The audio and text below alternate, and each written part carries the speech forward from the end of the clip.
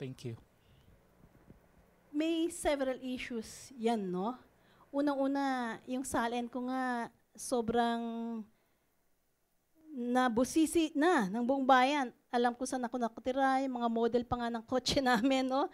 Alam nila kung magkano ang pera namin sa bangko.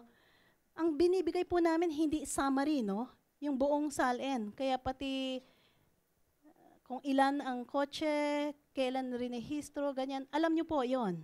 Wala pong pagtatangkang itago. Ano po ba ang dahilan pa ng pagdududa? Gusto pong i-lifestyle check.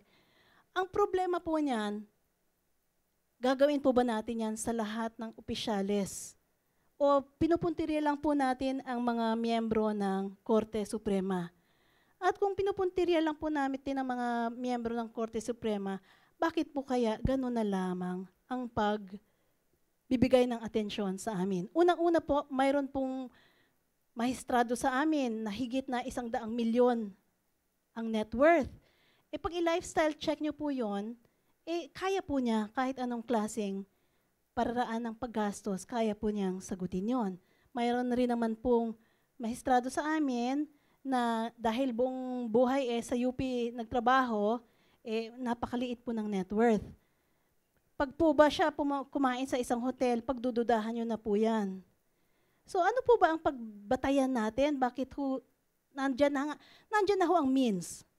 May waiver naman po kami. Kung talaga may honest to goodness investigation, ang ombudsman naman po can conduct more discreet investigation.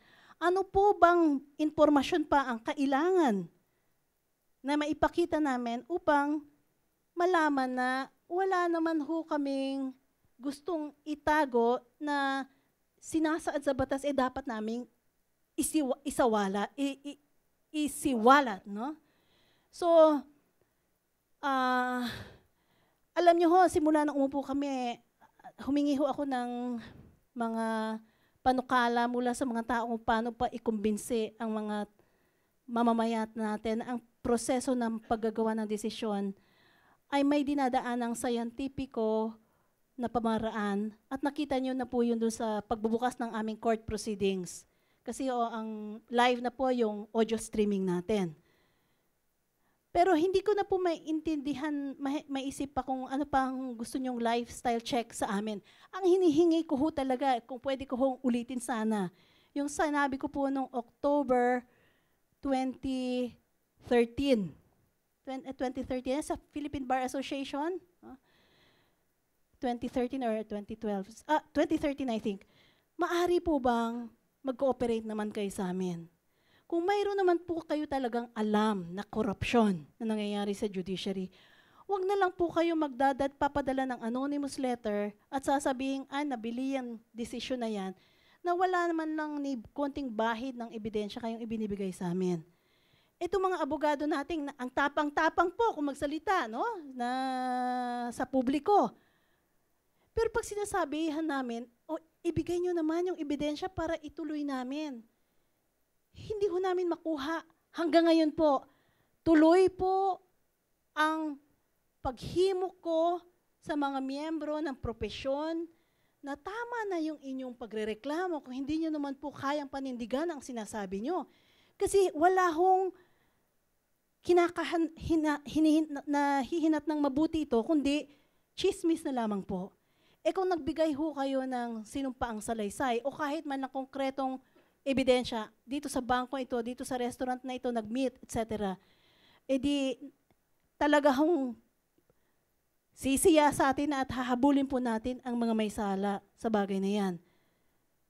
Kaya hindi ho kaya kailangan na lumakas na ang loob ng mga tao sa pagsasabi ng totoo. Nakikita nyo naman po yung pagkaseryoso ng mga investigasyon na ginagawa namin. Hanggat sa abot ng aming limitasyon, wala nga ho kaming NBI Wala ho kaming CIDG, wala kaming forensic team.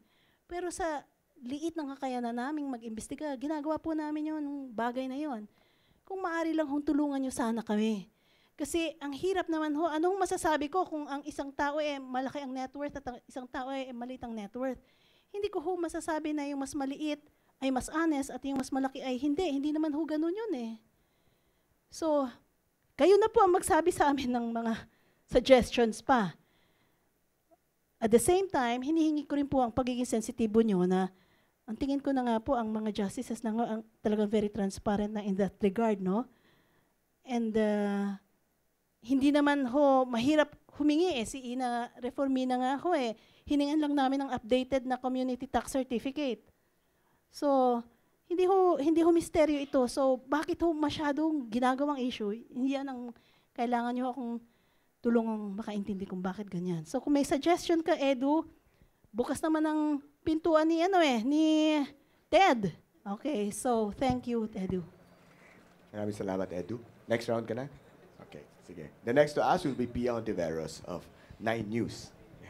Good afternoon, ma'am. I would have asked you to describe the relations between the executive and the judiciary, but since, and I would have asked you to describe it in one of 3 terms, no, warm, frosty, or in between. But since Tara has already asked that question, I wanted to follow up on your reply to her.